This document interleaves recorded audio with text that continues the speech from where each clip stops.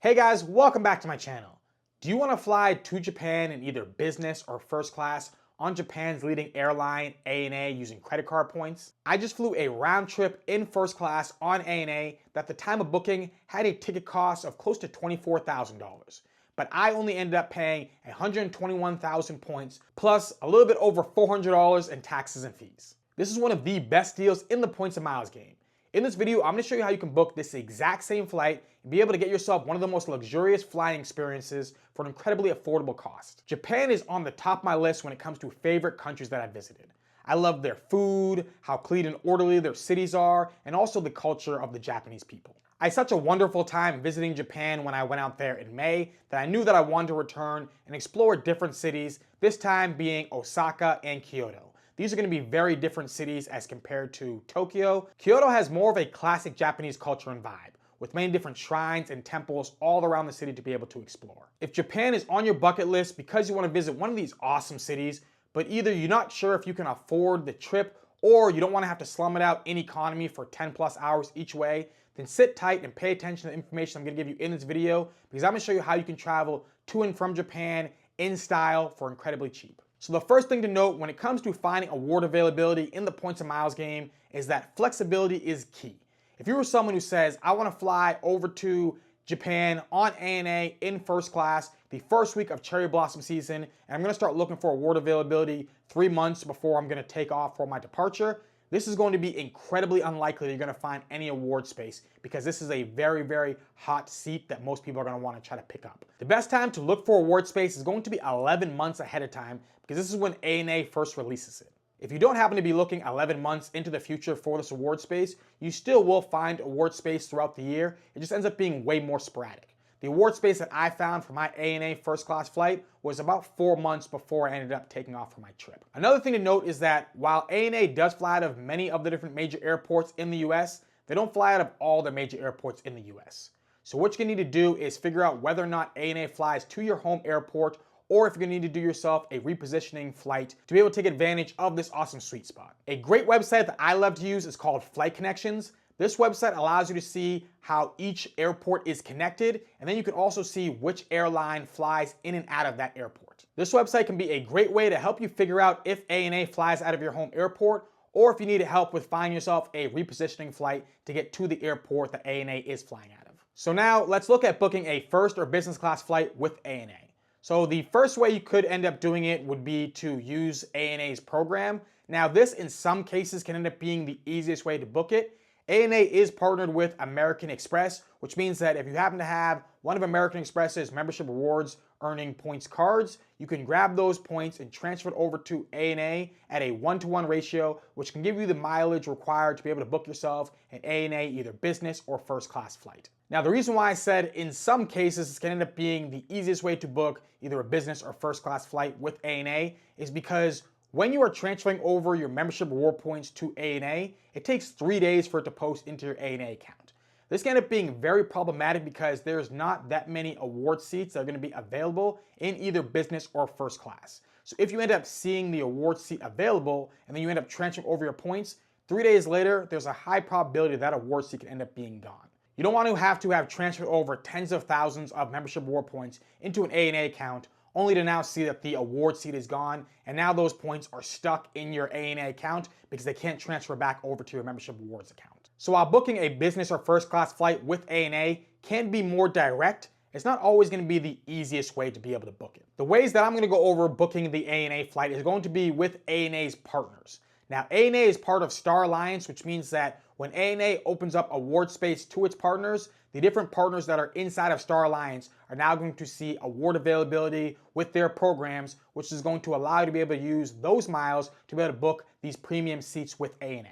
This is awesome for anyone who doesn't happen to have membership reward points, because what this means is that you can still book these incredible seats with ANA without having to use ANA's program. If you happen to have either United miles or Chase Ultimate Reward points that can transfer over to the United program, you can book an ANA business and first class flight with United, and this is going to be a great way to have the lowest amount of taxes and fees added on.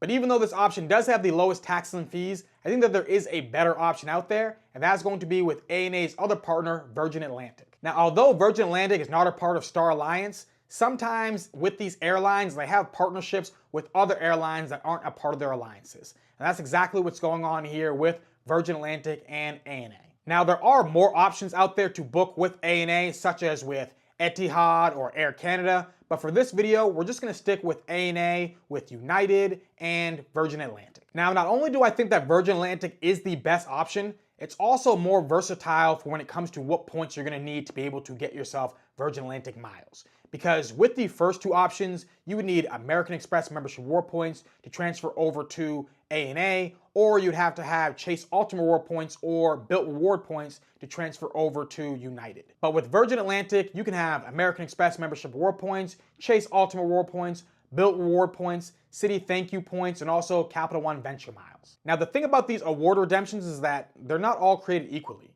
You're gonna be charged different mileage amounts if you happen to be booking with ANA directly, or if you happen to be booking with Air Canada, Etihad, United, or Virgin Atlantic. Most people believe that using the miles that you're booking the award flight is gonna give you the best deal that's available, but in many instances, this isn't the case. Using one of the partner programs may actually end up giving you a much better deal than using the program that is connected with the airline.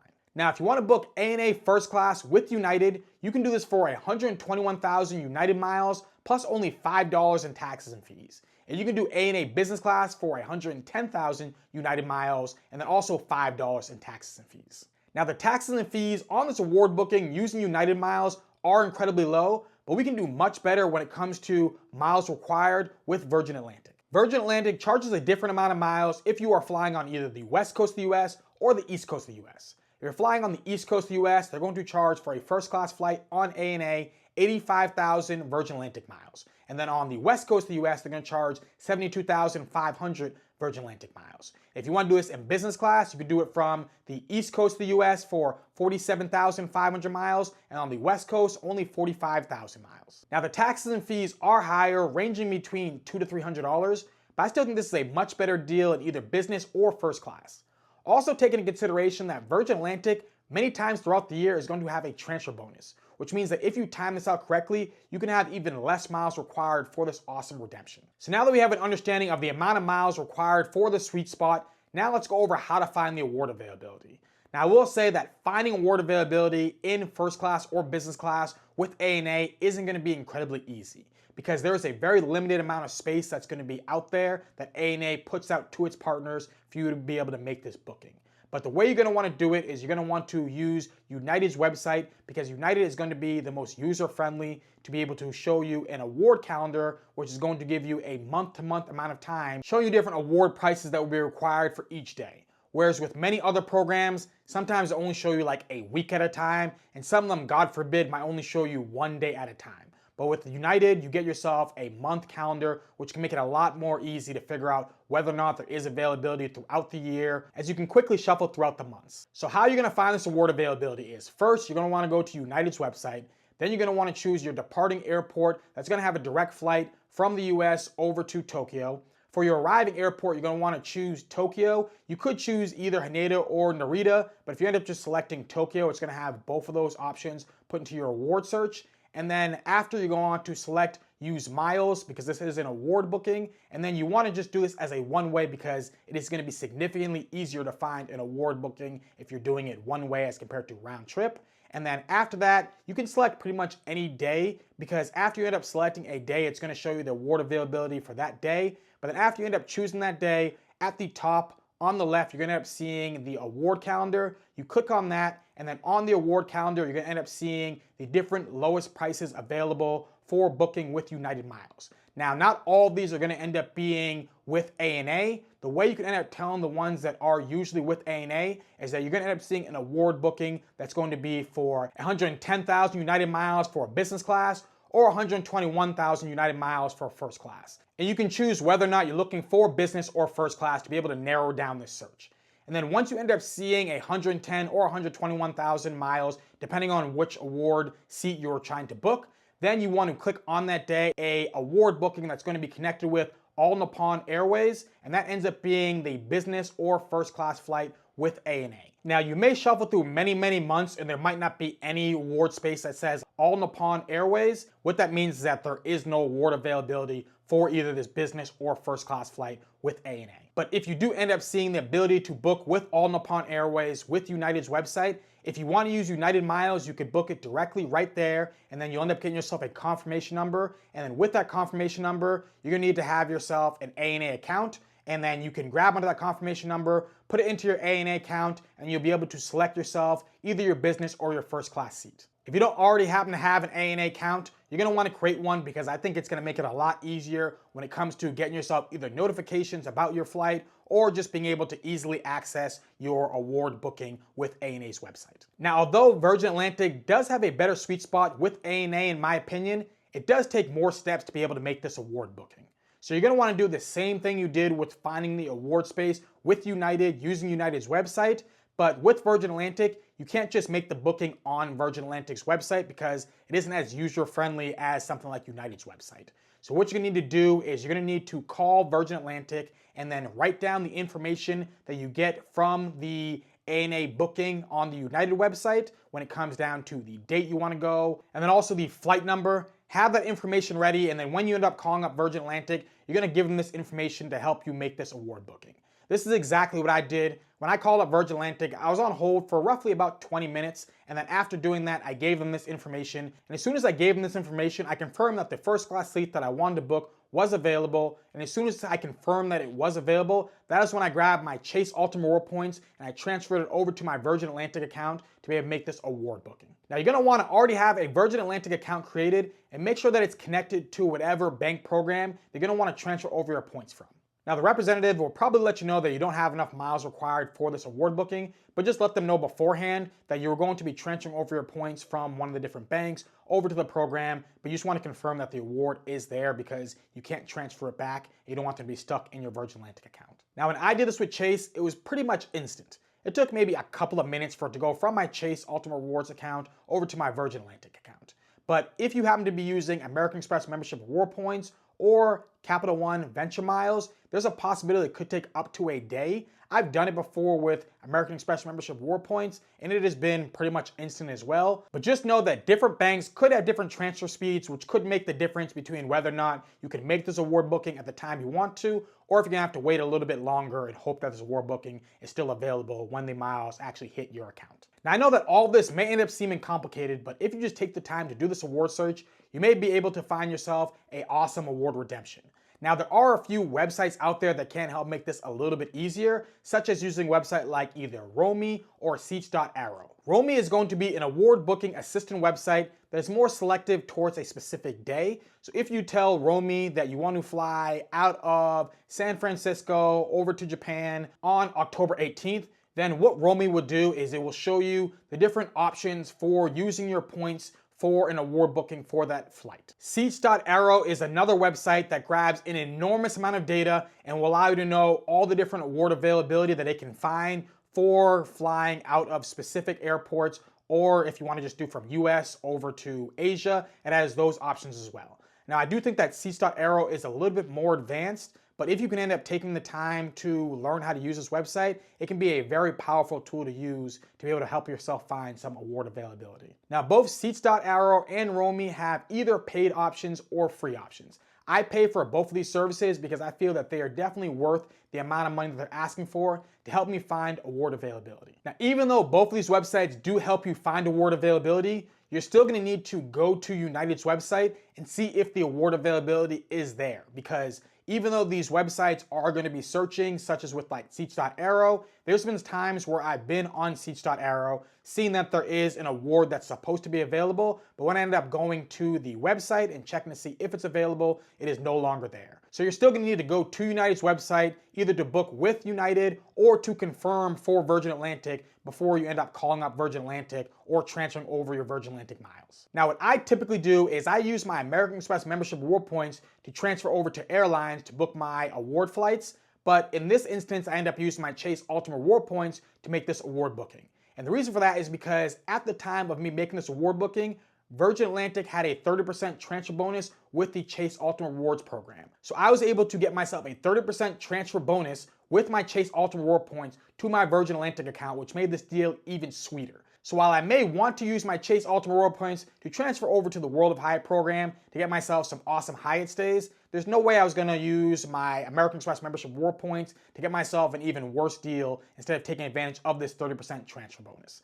This is the reason why I tell everyone to diversify your points, because all these different programs are gonna have many different sweet spots out there or different transfer bonuses that you wanna be able to take advantage of.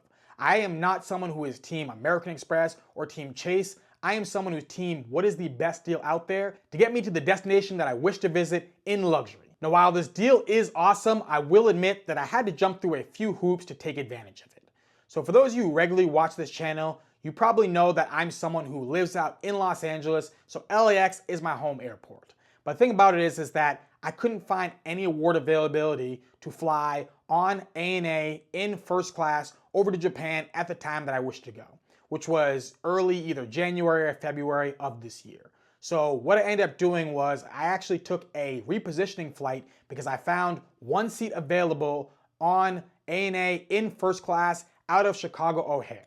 Now, I know that for many people out there, you may end up hearing this and go, this is not something that I would wish to do, to fly in the opposite direction, to then fly over to Japan, and I can completely understand that. But ANA is an airline that I want to fly with for quite some time now, especially after I flew on Japan Airlines in first class, had an awesome experience. I really wanted to compare the two different airlines. So I was fine with flying in economy over to Chicago O'Hare, waiting at the airport for a few hours in the United Polaris Lounge before having a 13.5-hour flight in ANA from Chicago O'Hare over to Japan. And on my return flight, I was again able to find first class availability on ANA, but it was up to San Fran as compared to LAX. So I flew over to San Fran. I was able to sit in the Centurion Lounge for a couple of hours before having a very short flight over to LAX. Now, I understand that there may be many people who would be perfectly fine with wanting to fly to San Fran and then down to LAX, but probably wouldn't be okay with doing a repositioning flight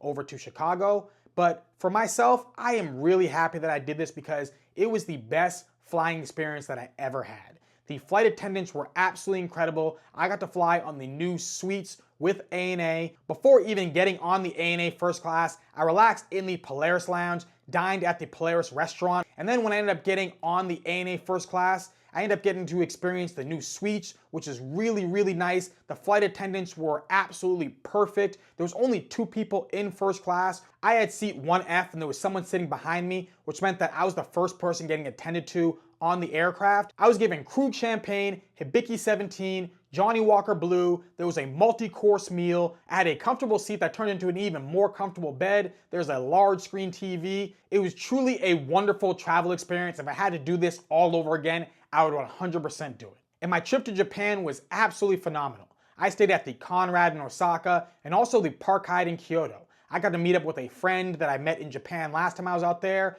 It was the best travel experience that I have ever had. In total, for this first class flight, it cost me 121,000 Virgin Atlantic miles plus $420 in taxes and fees. Now, for both of my repositioning and also connecting flights, I had to pay a little under $200, which I feel is still a phenomenal deal. Averaging both award flights, I got myself over 19 cents per point in value for my Chase Ultimate Reward points. This is the reason why I tell so many people that I don't think that they realize just how valuable their credit card points and miles are. The award booking round trip cash out of pocket was $420, and I drank more than that in Krug champagne while in first class. The key thing that you want to remember about these award seats is just how few of them there are. There's only 8 seats that are available to even pay for cash bookings in first class with ANA. When it comes to award bookings, usually throughout the year, for each flight, they're only gonna have at most like 1 seat available, sometimes none, and on rare occasions, you'll have yourself even more than 1 seat. So if you can end up finding yourself this 1 seat available for a first class seat, I would say just book it and then worry about your hotel later, what part of Japan you wanna explore later, or even if you can get yourself the PTO from work later. People are in the points and miles games for different reasons. Some people want to take as many trips as possible. Other people want to use their points and miles to completely erase all the different travel expenses. I've been in both of those groups. I'm now at a place where I want to use my points and miles to get the best travel experience possible. And ANA's first class suites has been the best travel experience of my entire life. I hope all of you that are watching get the opportunity at one point in your life to be able to fly in ANA's first class suites on your way over to Japan. But hopefully you enjoyed this video. I want to know, have you ever flown on ANA's first class or business class? And did you do it in their older product or the newer product? Now, if you happen to have any questions about using Virgin Atlantic miles to book an ANA, either business or first class, please drop it in the comment section down below. I'll do the best I can to answer it. And if you happen to really like this video, do me a favor. Hit that like button, hit that subscribe button, share this video, and have a beautiful rest of your day. Peace.